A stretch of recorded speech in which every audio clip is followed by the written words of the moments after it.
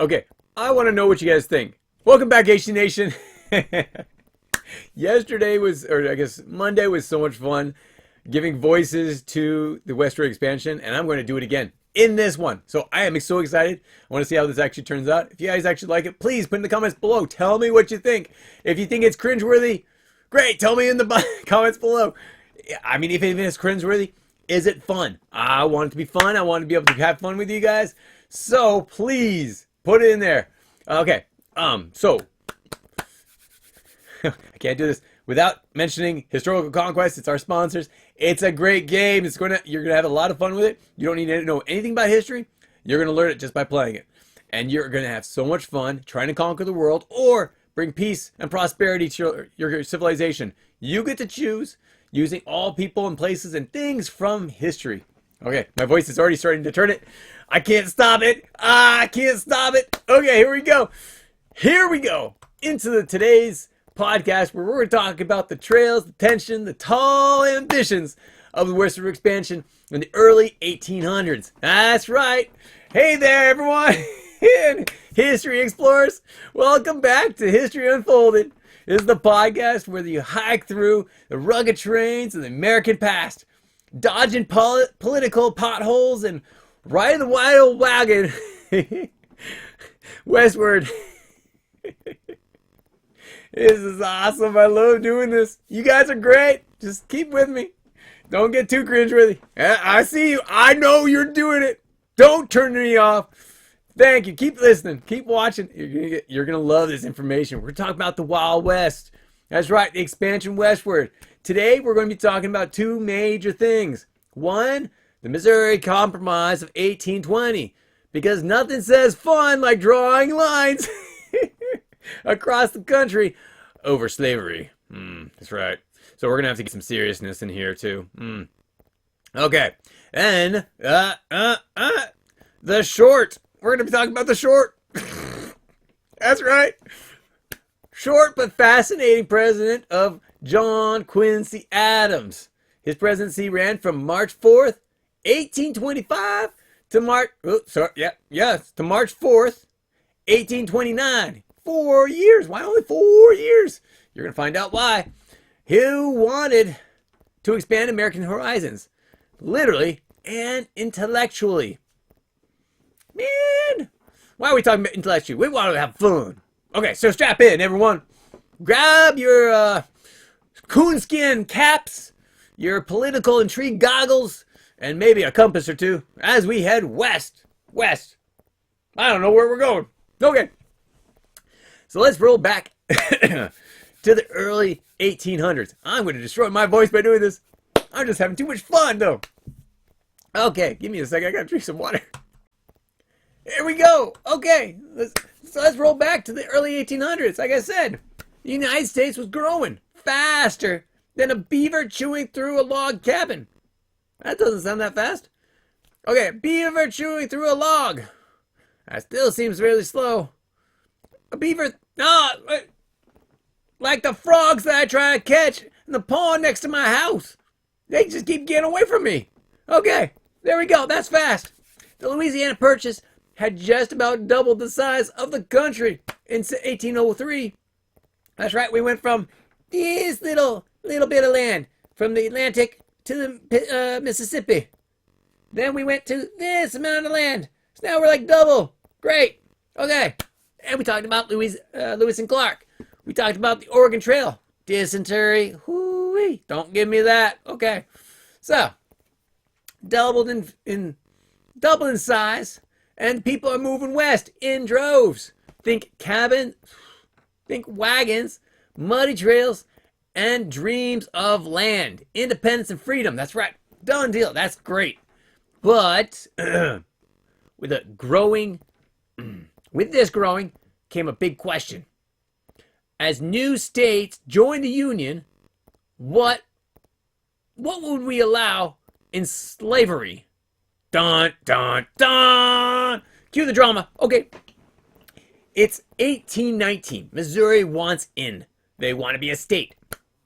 They want to become not a free state, a slave state. That's right. Sorry, Missouri. I live here now, but they weren't that good when they started off. So Missouri wanted to come in as a slave state. They got a ton of agriculture. They wanted to bring slaves in to make more money. Okay, that would upset the delicate balance between free and slave states. In the Senate, at least. That's right. So the Senate, think of it as like a teeter-totter. You have people, free states on one side, and slave states on the other. And right now, it's pretty even. But Missouri wants to plop itself in, put on its big old boots, and put their forces, put their influence down with the southern states. The northern politicians, though, they said, not so fast. The southern politicians said, don't mess with all Missouri. They're coming with us. Then, a young, ambitious congressman by the name of Henry Clay, his nickname was the Great Compromiser, steps in with a bold idea. Here's what the Missouri Compromise did in 1812. That's right. He came up with the Missouri Compromise of 1812. 1820. So, first off, Missouri would enter the Union as a slave state. But because it was going to give a lot of influence in the Senate for the states, Maine would also be developed. Now, Maine wasn't actually a territory. It was basically part of Massachusetts. So they had to carve out a piece of Massachusetts and make that a free state. Balance restored, right? Okay. And here's the kicker. Slavery would be banned for the rest of the Louisiana territories north of 36 degrees 30 feet. Well, that's that. That's right. That's the longitude.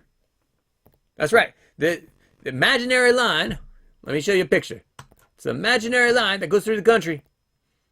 So everything north was supposed to be a free state. Everything south would be a slave state.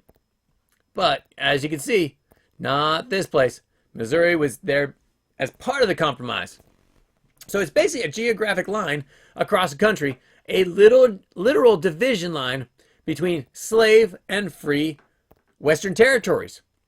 They didn't know that they're going to come out further than this.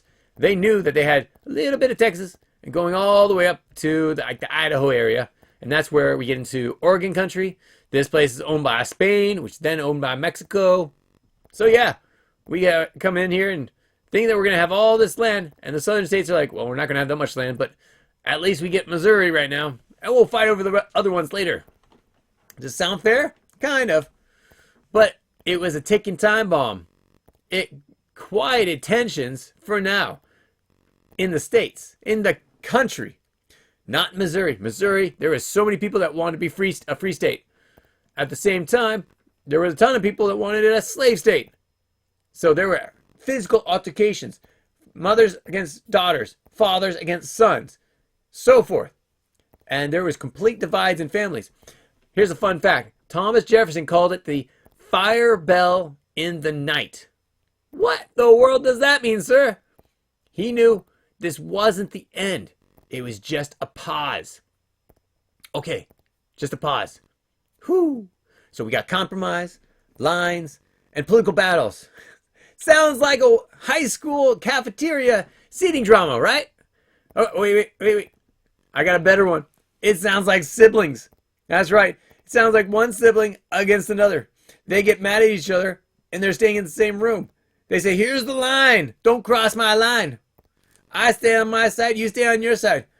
But the door's on your side. Don't. You stay on your side, I stay on my side. You got to go out the window. No. Doesn't work like that. But let's do this. Let's shift gears to someone who had a bold vision for America. Like, let's build a university. And let's go explore the stars kind of vision. Except there was no rockets at this time. His name was John Quincy Adams. Oh, wait a minute. I forgot a picture. This is a great picture. This shows you, this is actually a map at that point. These red ones are the northern states. These green ones, dark green, are the southern states. It's a lot of land, a lot of people living there. And also, with that, a lot of influence in the Senate. So, yeah, there was a lot of arguments there. But look at this. Look at this. California becomes a free state. Okay. This is a little bit later. I think this is, what was this? I don't see an actual date on here. I'll find a date. It's just not now. Okay. So, yeah, that was a little bit after. As you can see, Maine's already here. Missouri is already green. So it's just after this point, after the compromise. But there's the line right there. There's the line of the compromise. So anything above is supposed to be a free state. Anything below, slave state. Okay. Let's go to this guy. Who are these guys? I thought you said one. Yeah, I said one. This is our second president. Washington who? Adams. That's right, John Adams. He's a great guy. He helped us with a lot of founding. He was one of the founding fathers. Helped us find a lot of things in the New World. That's right. We got the United States going. He helped us with that a lot. And then there's this guy. Okay, so there's, see, Washington, Adams, Jefferson, Madison, Monroe, Adams. Whoa, he's sixth president. That was his son. That's right. So John Quincy Adams was the son of a president and a lifelong diplomat, and the only U.S. president who would become a congressman. But let's not go that far. Let's rewind. Let's go back to the election of 1824. 4 major candidates. No one got a majority. So what happened? The House of Representatives got to pick the president. That's right. Drum alert. That caused a lot of stir. And guess who won? It was John Quincy Adams, number 1, and Andrew Jackson, number 1. They were both equal. The other ones, there's a few. The House sided with John Quincy Adams. Those people were with Andrew Jackson, was not happy. Was not happy at all. Now, Adams wasn't a man of charm. He wasn't flashy, but he was brilliant. He was smart. He had become a minister to the U.S. minister, or like ambassador to the Netherlands at age 26. Then Russia, then the UK. This guy was everywhere. And the guy basically lived politics from his childhood. During his presidency, he had big plans. Now, how did he have big plans? Because he planned them out so far in advance. I mean, ever since he was 26 years old. Ever since then, he's been in politics. He saw his dad doing all these things. He wanted to do it too. So these are a few things that he wanted. The National University. A national university for the whole country. Now, what does that make you think of? National, centralized government, federal government, more power of the federal government, national bank. Yes, all those different things. Anti-federalists did not like it. Did not like what he was doing. He also wanted to fund scientific expeditions. Okay, that is cool. Go west. We want you to go west so we can move more people out there. Okay, what about, he also invested in roads, canals, to link this growing nation, to bring us together. That's great. Okay, I can get behind that as well. More central government, though. All those things.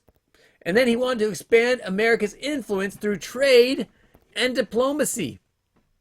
Okay, that's something the government should be doing. Working with foreign governments, not as much working on us, work on the foreign governments. And yes, continue the westward expansion. Very thoughtfully, right? He was thinking. He was a thinking man. Okay, so Adams believed the West wasn't just about grabbing land. It was about spreading a civilization, science, and unity. He even wanted to create the Department of Interior. Wait a second. Don't we have one of those? Yeah. He wanted to do it 100 years before they actually did it. That's right. But Congress didn't play ball. Many saw him as out of touch, too elite. Some accused him of using corrupt bargaining tools to get elected. His ideas were ahead of their time. Too ahead sometimes. Maybe. Maybe not. Yeah. But don't write him off now. After losing re-election to Andrew Jackson in 1828, Adams didn't retire. Nope, not at all. He ran for Congress in 1830, and he won.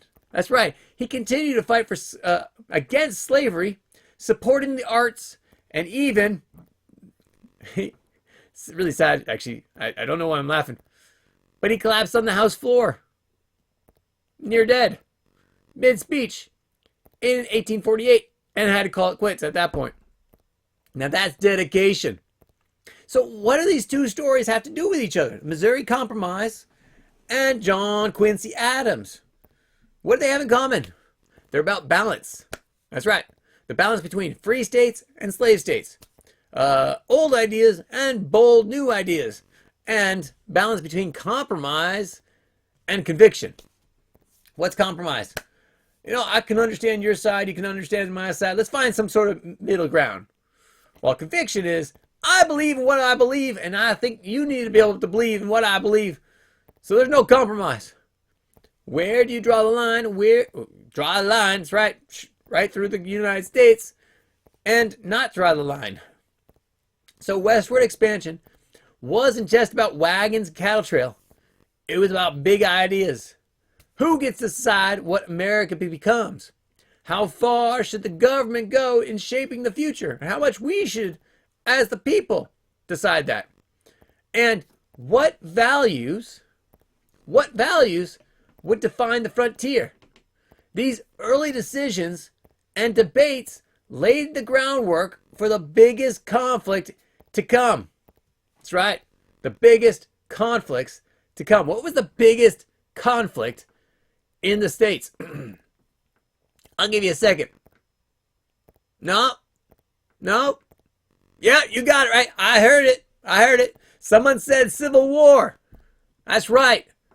The Civil War was the biggest conflict in the United States ever. This movement, what we're doing today, well, back in 1820 time period, was setting the groundwork.